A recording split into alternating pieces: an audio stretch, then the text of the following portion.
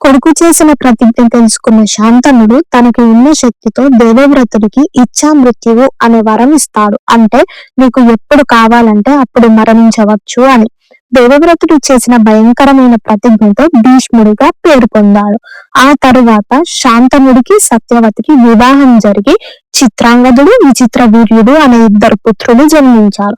చిత్రాంగదుడు చిన్నతనంలోనే చనిపోగా విచిత్ర వీర్యుడి వివాహం కోసం భీష్ముడు ఒక రాజ్యానికి వెళతాడు. వారికి ముగ్గురు కుమార్తెలు అంబ, అంబిక, అంబాలిక.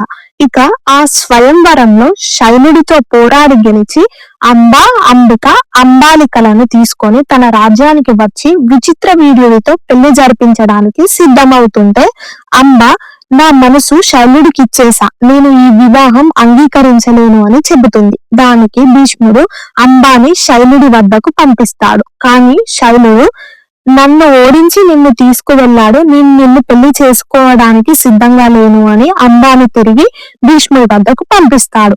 అంబా తిరిగి వచ్చి భీష్ముడిని పెళ్లి చేసుకోమని అడగగా భీష్ముడు నిరాకరిస్తాడు. ఎందుకంటే ఆయన ఆజన్మ బ్రహ్మచారి కాబట్టి.